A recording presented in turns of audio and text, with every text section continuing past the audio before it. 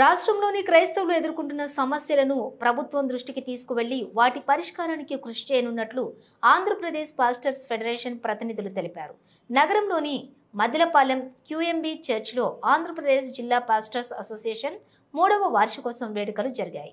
అనంతరం Andhra Pradesh pastors federation అధ్యక్షులు కోలమూరి ప్రభాకర్ రావు, ప్రధాన కార్యదర్శి పాస్టర్ జీవన్ కుమార్ మీడియాతో మాట్లాడుతూ క్రైస్తవుల సమస్యల పరిష్కారమే లక్ష్యంగా పనిచేస్తామన్నారు.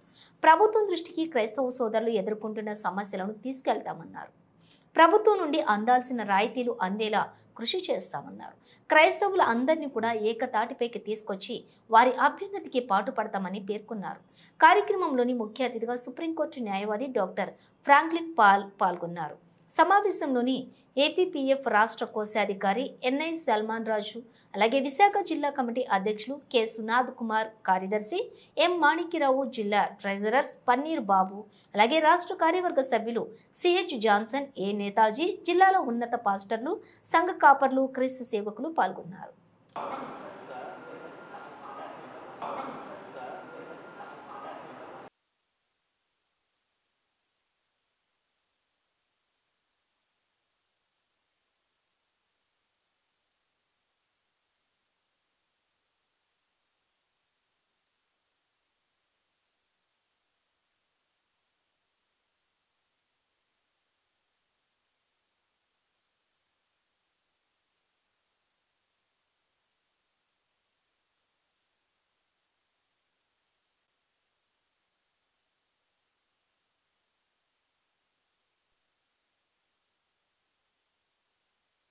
ఆంధ్రప్రదేశ్ పాస్టర్స్ ఫెడరేషన్ 3వ వార్షికోత్సవ కార్యక్రమాన్ని విశాఖపట్నంలో క్యూఎంబీ చర్చిలో నిర్వహించడం జరిగింది.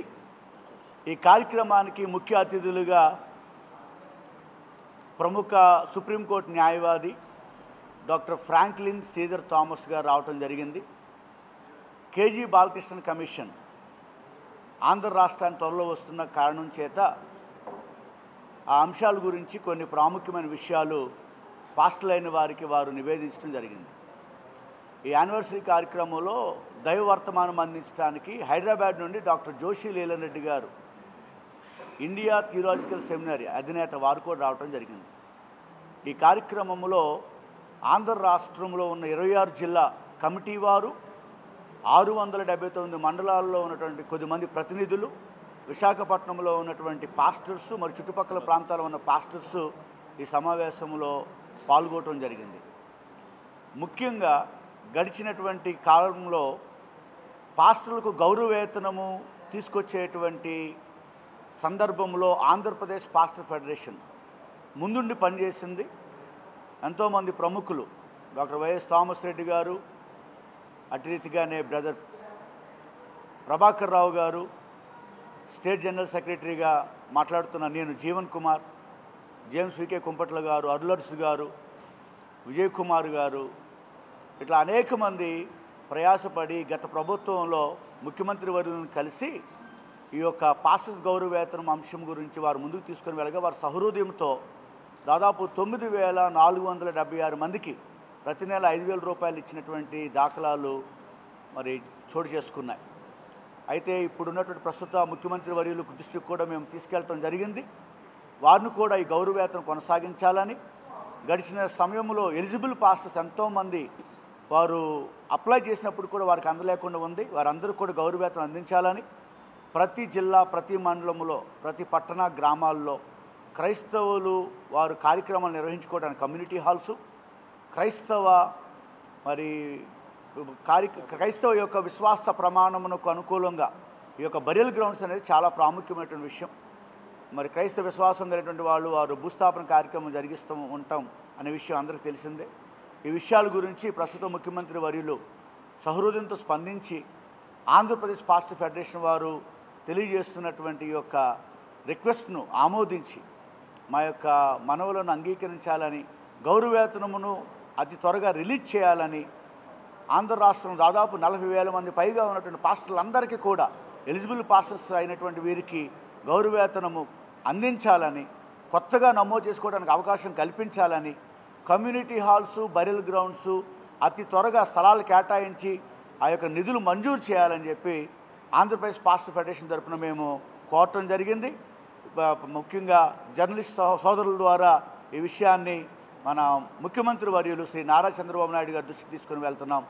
మిగిలినటువంటి అంశాల గురించి ప్రముఖ న్యాయవాది, దళిత క్రిస్టియన్ రైట్స్ అధినేత పెరికే వరప్రసాద్ గారు, అటు రీతిగానే ఏడీఎఫ్ ఏపీ క్రిస్టియన్ సొసైటీ అధినేత, ఏడీఎఫ్ ఏపీ రాష్ట్ర అధ్యక్షులు జేమ్స్ కే కుంపట్ల గారు కూడా కొన్ని అంశాలు తెలియజేయాలి. అందరికీ నమస్కారం. ఈరోజు ఆంధ్రప్రదేశ్ పాస్టర్స్ ఫెడరేషన్ ఏదైతే ఉందో మూడవ వార్షికోత్సవానికి వారందరికీ కూడా నేను శుభాకాంక్షలు తెలియజేస్తున్నాను. ఎందుకంటే పెద్ద ఎత్తున రాష్ట్రం నలుమూలల నుంచి ఈ రోజున ఇక్కడ వచ్చి ఆంధ్రప్రదేశ్ పాస్టర్స్ ఫెడరేషన్ ఆధ్వర్యంలో పెద్ద ఎత్తున ఈ కార్యక్రమం పాస్టర్స్ గ్యాదరింగ్ జరగటం చాలా ఆనందదాయకం. ఇందాక Andhra Pradesh pastors federation general secretary Jeevan Kumar గారు చెప్పినట్లు పాస్టర్స్కి హానరోరియం 40,000 మంది పైగా ఇంకా పెండింగ్ ఇవ్వాల్సింది ఉంది.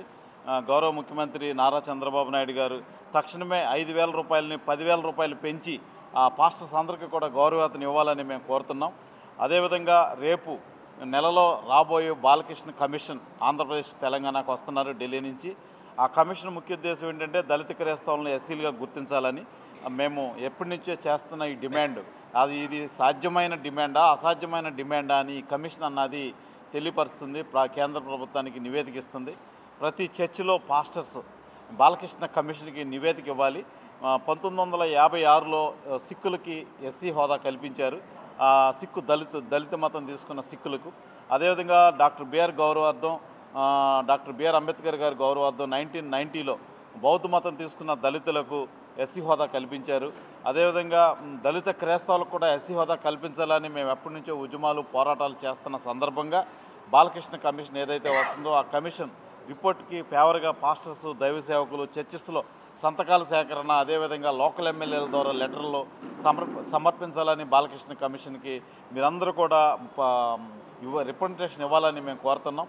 అదేవిధంగా రాజ్యాంగబద్ధంగా ఉన్న హక్కులు, మత స్వేచ్ఛ హక్కుల రక్షణ ఏదైతే ఈవేళ సుప్రీంకోర్టు ఒక వాయిస్ ఇచ్చింది, ఏదేంటంటే షెడ్యూల్ కులాలు చర్చిలకు వెళ్ళే వాళ్ళు బాప్తిసం తీసుకుంటే వాళ్ళకి రిజర్వేషన్స్ రద్దని ఇంతకుముందు గతంలో చాలాసార్లు సుప్రీంకోర్టు జడ్జిమెంట్లు ఇచ్చింది. వేరే రాజస్థాన్ హైకోర్టు ఇచ్చింది, తమిళనాడు హైకోర్టు ఇచ్చింది.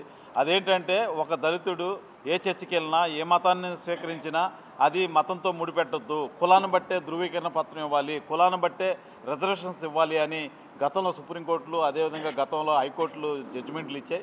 ఈ జడ్జిమెంట్ని మరి ఎవరో తప్పుద్రోవ పట్టించారు, అక్కడ పరిస్థితులు ప్రభావం బట్టి అలా ఇచ్చారు. కానీ భారత రాజ్యాంగంలో డాక్టర్ బిఆర్ అంబేద్కర్ గారు రిలీజియస్ ఫ్రీడమ్ పెట్టడం జరిగింది. మరి రిలీజియస్ ఫ్రీడమ్, భారత రాజ్యాంగంలో రిలీజియస్ ఫ్రీడమ్కి భంగం కలిగే విధంగా సుప్రీంకోర్టు వారు ఆ వ్యాఖ్యలు ఎందుకు చేశారో మాకైతే అర్థం కాలేదు. తక్షణమే అదంతా ఉపసంహరించుకోవాలి. అదేవిధంగా భారత రాజ్యాంగంలో లిబర్టీ, ఈక్వాలిటీ, ఫ్రెటర్నిటీ ఉంది, స్వేచ్ఛ, సమానత్వం, సౌభ్రతత్వం. హిందువులకి ఎంత స్వేచ్ఛ ఉందో క్రైస్తవులకు కూడా అంత స్వేచ్ఛ కల్పించాలా, ముస్లిమ్స్కి కూడా అంతే స్వేచ్ఛ కల్పించాలా. భారత రాజ్యాంగంలో ఈ 3 కూడా ఫండమెంటల్ రైట్స్ అంటే ప్రాథమిక హక్కుల్లో ఏదైతే ఉందో ఆ ప్రాథమిక హక్కులను ఇంప్లిమెంట్ చేయాలని మేము డిమాండ్ చేస్తున్నాం. Thank you.